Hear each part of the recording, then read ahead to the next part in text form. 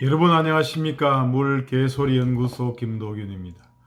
오늘은 11월 14일 월요일입니다. 여러분 오늘 아주 기상천외한 진짜로 믿기 어려운 그러한 사건이 터졌습니다. 바로 대한성공회 원주 나눔의 집 소속 김규돈 신부가 윤석열 대통령이 타고 있는 전용기의 추락을 바란다는 취지의 글을 올려가지고 온 국민을 깜짝 놀라게 했습니다. 김규돈 신부가 쓴 글을 보면 어휴 암담하기만 하다. 전용기가 추락하길 바람하지 않는다. 온 국민이 추락을 위한 염원을 모았으면 좋겠다. 인터넷 강국에 사는 우리가 일시정해서 동시에 양심을 모으면 하늘의 별자리도 움직이지 않을까. 참 너무나 끔찍하고 황당하고 상상을 불허하는 그러한 멘트가 아닌가 싶습니다. 신부님이 아니더라도 일반 국민이라도 이러한 염원을 인터넷에 SNS에 올리는 일은 거의 없죠. 조그마한 댓글에 올리는 건 있겠지만 참 그것이 또 신부라고 하니까 참 대한성공회 원주 나눔의 집 소속 신부님, 대통령이 타고 있는 전용기의 추락을 바란다. 온 국민이 일시 정해서 양심을 모으면 추락을 하지 않을까 이런 글을 올렸다고 하는 것입니다. 참 신부님은 예수 그리스도와 성모 마리아를 신봉하고 예수님의 사랑과 성모 마리아의 자비를 전파하는 그러한 사람인데 또 성경에 내 원수를 내 몸과 같이 사랑하라. 네 이웃을 네 몸과 같이 사랑하라. 네 원수를 사랑하라. 이런 얘기도 있는데 참 어떤 대통령하고 뜻이 안 맞는다. 이렇게 해서 추락하길 바람하지 않는다. 전용기가 추락하길 바람하지 않는다. 이게 참 얼마나 황당한 얘기가 되겠습니까? 아무리 이 정치가 좌파 우파에 찌들려서 분열이 된다 하더라도 종교를 가르치고 설파하는 신부님마저 그런 것들을 보듬어주고 상처를 치유해주지는 못하고 어떻게 상처를 조장하는 그러한 발언을 할 수가 있는가? 그 김규돈 신부가 왜 그런 얘기를 했느냐? 14일 페이스북에 윤 대통령이 캄보디아 프놈펜에서 열린 17차 동아시아 정상회의에서 중국과 러시아를 겨냥해 한 말을 언급하면서 어휴 암담하기만 하다 이렇게 했다는 것입니다. 그러니까 윤 대통령이 중국과 러시아를 겨냥해서 하는 말이 마음에 들지 않았다 이거 아니겠습니까? 참 아무리 마음에 들지 않아도 어떻게 신부가 전용기가 추락하길 바람하지 않는다.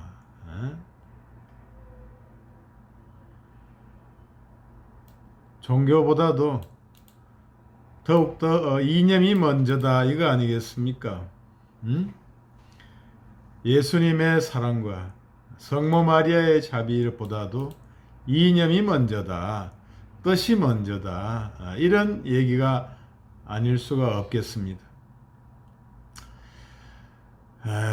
김 신부는 논란이 일자 자신의 SNS 이용 미숙을 탓하고 사과했지만 정작 자신의 그릇된 생각과 막말에 대해서는 사과하지 않았다. SNS 이용 미숙이 뭡니까? SNS 이용 미숙. 그게 뭔가요? 그냥 글자를 잘못 타자를 했다는 건가요? 그런 게 아니고 그냥 이렇게 파장이 클 줄 몰랐다 그건가요?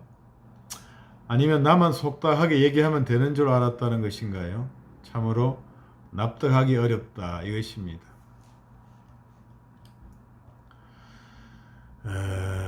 참 뭐라고 논평을 해야 될지 그저 할 말이 없다. 김 신부는 자신의 글이 논란이 되자 페이스북에 나만 보기라는 좋은 장치를 발견하고 요 근래 일기장처럼 글을 쓰기 시작했다. 가끔은 일기처럼 쓴 글이 전체 글로 돼 있다. 이래서 저의 사용 미숙임을 알게 된다. 이렇게 되잖아요. 마음의 상처를 입으신 분들께 진심으로 사과를 드린다. 이렇게 얘기를 했습니다. 말하자면은 혼자 일기처럼 쓰는 글을 이제 전체 모든 사람이 보는 글을 글로 했다. 이런 거잖아요. 그러면 온 국민이 추락을 위한 염원을 모았으면 좋겠다. 우리가 인터넷 강국에 사는 우리가 일시 정해서 동시에 양심을 모으면 하늘의 별자리도 움직이지 않을까. 그러면 이러한 것들을 온 국민이 염원을 추락을 위한 염원을 모았으면 좋겠다. 이것이 많은 사람들이 보기를 원치 않는다면 혼자 뭐라고 그러한 것을 썼겠습니까? 그리고 종교를 하나님을 믿고 예수님을 믿고 성모 마리아를 믿는 사랑을 설파하는 신부님께서 속에서나마 마음속에 혼자의 일기에서나마 이렇게 남을 위한 저주를 퍼붓는다는 것이 참 황당하다고 생각하지 않을 수가 없습니다. 사실은 이제 신부님이나 목사님이나 스님이나 일반인에 비해서 크게 어떤 생각이나 행동 거지가 인격적으로 훌륭하지 못한 분들도 우리가 주위에서 종종 보게 되는 거죠. 사실은 목사님들도 어디 서울의 목사님은 여신도들을 오랫동안 이제 성폭행, 추행한 그러한 죄로 형을 살고 있지 않습니까? 그리고 여러 가지 스님들도 이제 훌륭하지 못한 분들도 꽤 있죠. 종종 보죠. 그런데 이렇게 속마음이라 할까? 쉽게 말하면 자기 속마음을 들켰다는 거 아니겠어요? 그런데 과연 속마음을 들킨 건지 아예 대놓고 이렇게 외부적으로 본인의 주의를 표명한 건지는 모르지만 본인은 어쨌든 이제 실수였다 이렇게 전체 보기로 한 게 실수였다고 하는데 국민들 입장에서는 참 납득하기가 어렵다 이런 생각이 듭니다.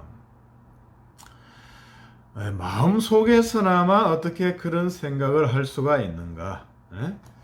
성경에 그저 마음만으로도 생각만으로도 간음을 하지 마라 이런 얘기도 나오고 이런 것도 다 되는데 마음속에서 어떤 심정윤리 이런 것을 가르치는 것이 이제 성경의 원리고 윤리인데 어떻게 마음속에서 그랬다. 나 혼자 보는 걸로 그렇게 했다. 이것이 이해할 수 있는 변명이 될 수가 있겠습니까? 이런 속마음을 가지고서 어떻게 신부님의 일을 할 수가 있겠습니까? 그렇게 이렇게 주일에 이렇게 성당에 나가서 이렇게 미사를 드리고 주제를 하고 신도들을 위해서 좋은 얘기를 한다고 한들 어떻게 앞으로 신부님의 생활을 할 수가 있겠습니까? 참 암담하기 거지없고 우리 사회가 이러한 이웃을 사랑하고 원수를 사랑하라고 가르치는 어떤 이런 종교에서조차 좌와 찢어져서 이념 대결을 하게 되었는지 참 암담하다고 아니할 수가 없습니다. 사실은 이렇게 된 거는 일반 국민들보다는 정치인들, 국회의원들, 대통령, 국회의원, 그리고 일부 지도자들, 종교 관련 지도자라 할까요? 이러한 노동조합의 어떤 지도자들, 이런 여론을 주도하고 이렇게 상층부에 있는 그런 지도자들의 자기 이권이 큰 거죠. 일반 우리가 경상도에 살고 전라도에 살고 이런 사람들이 그렇게 좌우 대결이 심하겠습니까? 응?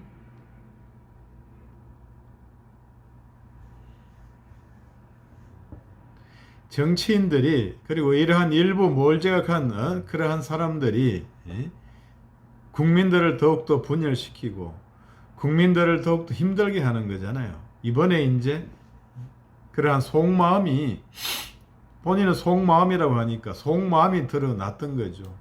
이런 속마음을 가지고 어떤 설교를 하고 교인들을 인도하고 이렇게 어떻게 제대로 인도가 되겠습니까? 그러면 자, 이런 목사님도 목사님이 아니죠. 신부님도 이러할진데 어떤 선생님들이라든가 어떤 노동조합이라든가 이런 사람들은 어떻겠습니까? 도대체 한번 이런 것을 한번 유추를 해보면은 참 사회가 너무 대결로 치닫는다. 지도자들의 잘못이 크다. 정치 지도자들, 종교 지도자들, 노동조합의 간부들, 이런 사람들의 잘못이 너무나 크다. 이렇게 생각해 보지 않을 수가 없습니다. 정치라는 것은 사람이 나고 한 것이고 좌와 우라는 것도 마찬가지죠. 그런데 이렇게 주의 주장이 안 맞다고 러시아의 우크라이나 침공이 국제법 위반이라 하고 중국의 남중국해 영유권 주장 관련해서는 긴장을 높이는 행위는 자제해야 된다. 이러한 말을 겨냥해서 암담하기만 하다. 이렇게 하는 거 참 신부님께서 얼마나 정치를 많이 국제 정치를 많이 아는지는 모르지만 이러한 전용기가 출하하길 바람하지 않는다. 온 국민이 염원을 모았으면 좋겠다. 일시에 하늘 한시에 양심을 모으면은 하늘의 별자리도 움직이지 않을까. 참 기가 막힌 어떤 뉴스가 나왔습니다. 고래 듣기 어려운 기가 막힌 얘기입니다. 전대미문의 신부님의 염원이라 할까요? 네? 전대미문의 염원이다 이렇게 생각이 듭니다. 우리 지도자들, 신부님들, 지도자들, 정치 지도자들 그저 상대를 기어이 죽이고야 말겠다는 그러한 생각을 모두가 버리고 공존의 미학을 추구할 때다. 그런데 이 공존하니까 자꾸 지금 정치 윤 정권에서 하고 있는 것이 정치 보복이다. 정적 제거다. 이렇게 하고 있는데 이걸 알아야 됩니다. 대통령이 이 수사를 못하게 말릴 수가 없습니다. 전 정권 때부터 해오던 수사고요. 그때 수사 미진해가 검사들이 정권 바뀌고 이제 새로 수사하는 거잖아요. 그것을 말릴 수가 없고 못하게 할 수가 없습니다. 못하게 하면 어떤 문제가 생기나요? 그걸 못하게 하는 게 바로 직권남용 권리행사 방해가 죄가 됩니다.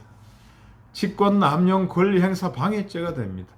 검사의 직무는 수사를 하는 것이고 증거가 있으면 수사를 개시해야 되고 범죄 혐의가 있으면 수사를 개시해야 되고 증거가 있으면 파야 되는 건데 그걸 못하게 하면 남의 직권을 행사하지 못하게 하면 그게 바로 직권남용 권리행사 방해죄가 되는 거예요. 그래서 기왕 내질러진 일이기 때문에 억지로 막을 수가 없다. 그리고 그 전 정권 때부터 이어진 거기 때문에 어쩔 수가 없는 거예요. 윤 정권에서 전부 컨트롤하고 있지 않습니다. 나중에 보면 알겠지요. 나중에 컨트롤했다면 그걸 또 고소를 하세요. 나중에 그렇게 처리를 해야 되는 것이고 쓸데없는 이념 논쟁, 이재명 당 대표, 국회의원이 되고 당 대표가 되고 당헌 당규를 바꿀 때부터 이런 풍파 이런 것들은 예상한 거 아닙니까? 예상을 하고서 뭔 이렇게 호들갑에 난리를 떠는지 모르겠습니다. 아무튼 우리 정치 지도자들이 올바른 소리를 해야 될 때입니다. 입이 삐뚤어져도 말은 바로 하라고. 내가 죄를 지었으면 조사를 받아서 면해야 되는 거고 아니면 아니라고 해야 되는데 그것이 과연 여러 가지 증거 주위의 주위의 인사들의 처신을 보면은 이것이 피해가기 어려운 지경에 이르지 않았느냐. 그걸 가지고 자꾸 개인적인 잘못을 이념 대립, 파벌 대립, 좌우 대립으로 몰아간다면은 국민이 그냥 있지 않을 것이다. 국민의 심판이 다가온다. 이런 말씀을 드리겠습니다. 이상 물개소리 연구소 김도균이었습니다. 여러분 구독, 좋아요 부탁드리겠습니다. 감사합니다.